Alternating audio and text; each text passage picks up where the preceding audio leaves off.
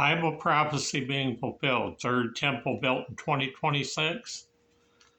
For the first time in nearly 2,000 years, a Kohen, a direct descendant of Aaron, the first temple priest, ascended to the Temple Mount wearing the complete priestly garments described in Exodus 28. These are not ordinary clothes, but vestments that God Himself commanded Moses to create. The long white linen tunic reaching to the heels, the multicolored sash wound over the heart, the turban wrapped around the head. He gave the priestly blessing found in Numbers 6, 24, 26. He speaks the words that Aaron spoke over 3,000 years ago. The Lord bless you and keep you. The Lord make His face to shine upon you and be gracious unto you. The Lord turn His face towards you and give you peace.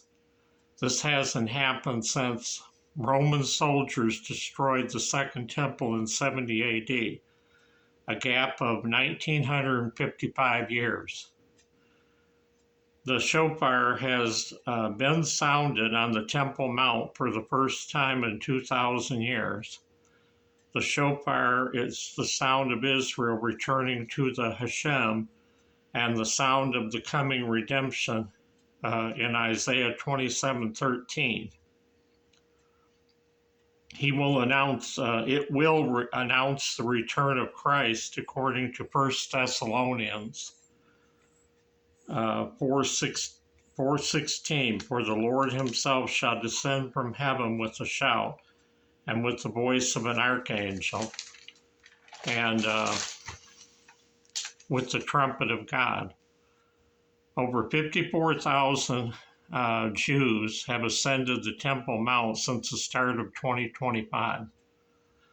I also want to mention that they are talking about building the temple on the Temple Mount in 2026. It is prefabricated, and some are estimating it could be constructed in as little as 1 month. So all of these things are taking place behind the scenes. They're not publicized. You can go to the Temple Institute YouTube channel and find some information, but these actual ceremonies being carried out are not being publicized because I don't think that they want the attention right now with what's happening over in Gaza and happening with Hamas right now.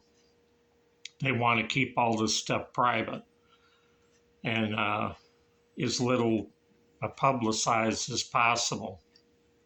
And they also increase the number of Jews that can go up on the Temple Mount now.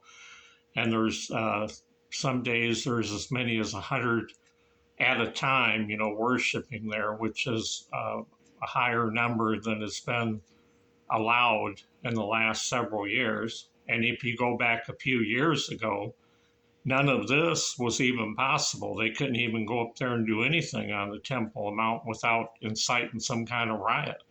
So it just shows us, everybody, where we're at on the prophetic timeline, that we're running out of time, like I said in the last video.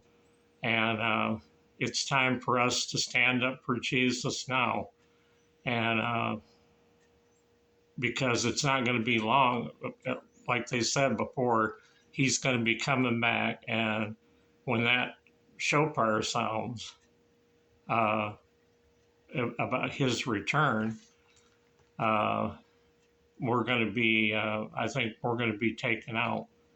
And we're going to start the 7-year tribulation and stuff. Think about things for a minute. What all this stuff in the news and stuff about the Abraham Accords, all this talk about what's happening right now, peace plan between Israel, Hamas, and not only Israel and Hamas, but the whole Middle East, everybody that's already joined the Abraham Accords, a peace accord between all of those countries already. And of course, they want to add more countries that are in the Middle East to that in the coming months. And so think about that. when they say peace and safety, then sudden destruction comes upon them, the Bible said. Also, the 7-year peace plan that's made between the Antichrist and Israel at the start of that 7-year tribulation period, and the building of the third temple, because in the book of Revelations, there's the thing where the Antichrist enters into the temple after 3.5 years and defiles the temple.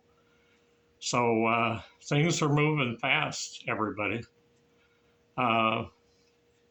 That's as much as I have now. There's all kinds of things to report. I've been checking out things since I did the last video, and I have a lot more videos coming. So until the next upload, I'll say shalom and everybody, and have a nice weekend.